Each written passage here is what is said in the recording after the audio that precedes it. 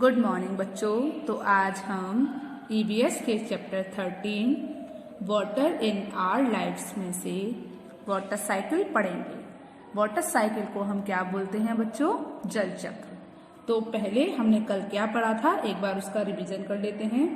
कल हमने पढ़ा था कि रेन वाटर हार्वेस्टिंग क्या होती है और फॉर्म्स ऑफ वाटर मतलब पानी के कितने रूप होते हैं। तो आपको पता है रेन वाटर हार्वेस्टिंग क्या होती है।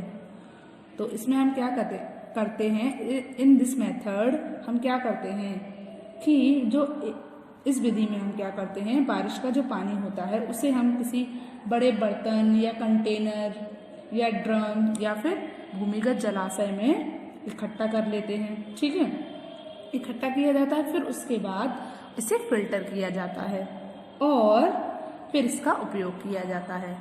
तो ये हमारा क्या कहलाता है? रेन वाटर हार्वेस्टिंग कहलाती है। मतलब हम जो बारिश का पानी होता है उसे बचाते हैं। इसमें हम क्या करते हैं, इसमें हम बारिश के पानी को बचा कर रखने के लिए क्या करते हैं, घर में रिजर्वायर मतलब जलाशय बनाते हैं या फिर बड़े बड़े कंटेनर्स में भर कर रखते हैं उस पानी को और फिर बाद में उसको फिल्टर कर कर उसका यूज करते हैं।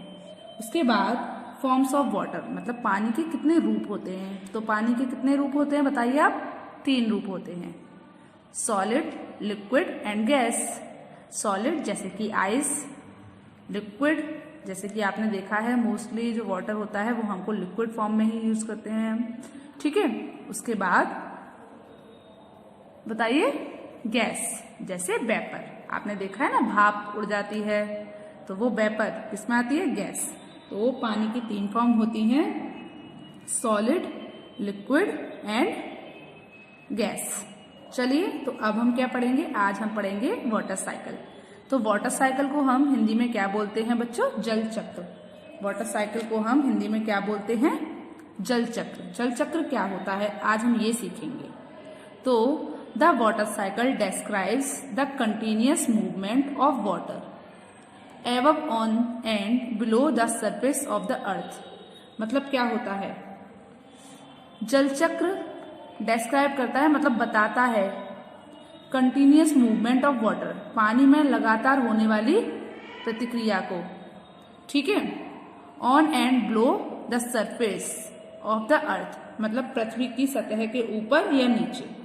ठीक है, मतलब पानी जो जल चक्र है वो ये बताता है जो पानी की क्रिया हो रही है, पानी जिस निरंतर गति में चल रहा है ऊपर नीचे, वो किस गति में चल रहा है ये हमें कौन बताता है? वाटर साइकिल बताता है।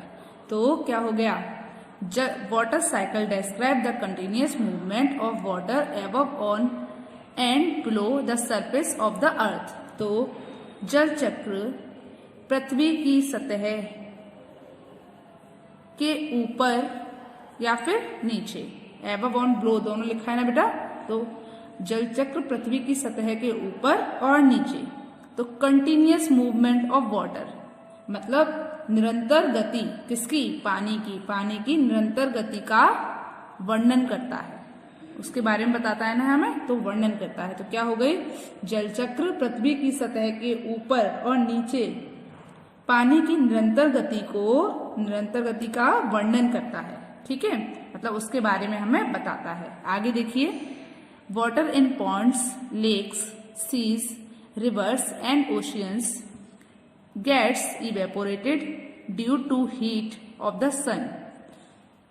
water in ponds मतलब पानी तालाबों में, झीलों में, समुद्रों में, नदियों में और महासागरों में gets evaporated मतलब बाष्प बनकर उठ जाता है ऊपर, due to heat of the sun सूरज की गर्मी से या सूरज की रोशनी से, सूरज की गर्मी से।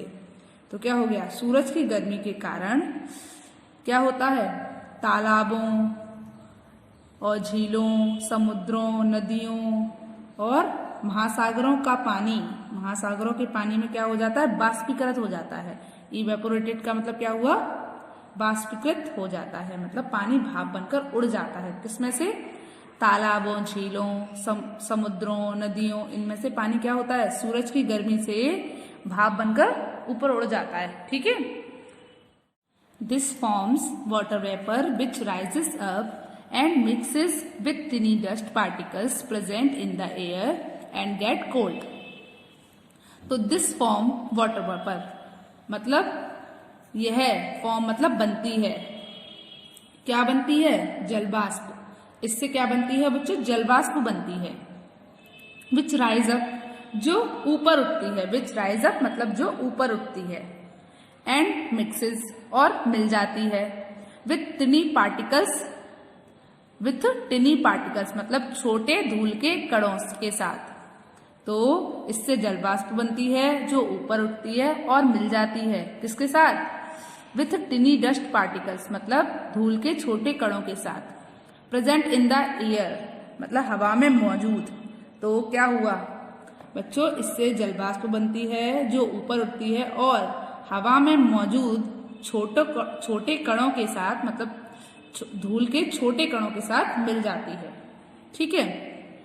उसके बाद एंड गेट कोल्ड, और ठंडी हो जाती है। इससे जलवाष्प बनती है जो ऊपर उठती है। फिर और क्या करती है? हवा में मौजूद धूल के छोटे कणों के साथ मिल जाती है। हवा में मौजूद धूल के छोटे कणों के साथ क्या हो जाती है? मिल जाती है। ठीक है। एंड गेट कोल्ड, और ठंडी हो जाती है। फिर क्या हो जाती है? ठंडी हो जाती है। अब आगे देखिए, cooling change the water vapour into tiny droplets of water which collect together to forms clouds. Cooling change the water vapour into tiny droplets of water which collect together to form clouds. मतलब क्या हुआ? Cooling changes the water vapor into tiny droplets of water which collect together to form clouds. Cooling change the water vapor मतलब ठंडा होने के बाद जलवाष्प बदल जाती है into tiny droplets of water मतलब पानी की छोटी छोटी बूंदों में। ड्रॉपलेट्स का मतलब होता है बूंदें। ड्रॉपलेट्स का मतलब क्या होता है बच्चों? बूंदें। तो ठंडा होने के बाद जलवाष्प बदल जाती है। किसमें बदल जाती है? इंटू टिनी ड्रॉपलेट्स ऑफ वाटर मतलब पानी की छोटी छोटी बूंदों में। विच कलेक्ट टुगेदर फ्रॉम क्लाउड्स, जो एक साथ इकट्ठी होकर बादल बन जाती हैं। जो एक साथ इकट्ठी होकर क्या बन जाती हैं बच्चों? बादल बन जाती हैं। तो क्या होता है? ठंडा होने के बाद जो पानी की छोटी छोटी बूंदें होती हैं वो जलवाष्प में बदल जाती हैं, और उसके बाद क्या होता है कि वो एक साथ इकट्ठे होकर क्या बन जाती हैं? बादल बन जाती हैं। ठीक है। आगे देखिए, when a large number of water drops come together, जब एक बड़ी संख्या में पानी की बूंदें एक साथ आती हैं। जब एक बड़ी संख्या में पानी की बूंदें एक साथ आती हैं, द क्लाउड्स बिकम हैवी। तो क्या होता है? तो बादल भारी हो जाता है। समझ में आया? तो बादल कैसे हो जाता है बच्चों? भारी हो जाता है। And they can not hold the water any more, और फिर वो क्या करता है? वो पानी को थाम कर नहीं रख पाता है। किसी भी कीमत पर वो पानी को पकड़ कर नहीं रख पाते हैं। क्या होता है कि जब एक पानी की बड़ी संख्या में एक साथ बूंदें मतलब जब एक साथ पानी की बड़ी बूंदें एक साथ एक ही संख्या में मतलब ज्यादा सारी बूंदें एक साथ आ जाती हैं तो बादल भारी हो जाते हैं और फिर वे उस पानी को पकड़कर नहीं रख पाते हैं। Then the water falls back to the earth in to the form of rain. Then फिर द वाटरफॉल मतलब पानी गिरता है बैक टू द अर्थ वापस पृथ्वी पर in the form of rain. किसकी फॉर्म में? रेन की फॉर्म में मतलब बारिश के रूप में। तो फिर क्या होता है? फिर वो पानी वापस पृथ्वी पर गिरता है। किसके फॉर्म में? बारिश के फॉर्म में। ओके, तो क्या होता है कि फिर वो पानी बारिश के रूप में वापस पृथ्वी पर गिरता है। आगे देखिए, चलिए फिर है the rain then flow back the rain then flow backs to oceans, rivers, lakes and ponds. The rain बारिश मतलब बारिश का पानी फिर बहता है वापस बहता है किसमें? ओशियन मतलब महासागरों, नदियों, झीलों और तालाबों में। This is called water cycle. यह क्या कहलाता है? जल चक्र कहलाता है। तो क्या होता है, बारिश का पानी फिर से कहाँ पे चला जाता है? वापस महासागरों, नदियों, झीलों और तालाबों में। तो ये क्या कहलाता है? जल चक्र कहलाता है। The water cycle help to maintain the water ratio on the earth. The water cycle helps to maintain the water ratio on the earth. मतलब क्या है? जल चक्र जो होता है वो मदद करता है बनाए रखने में पानी का अनुपात।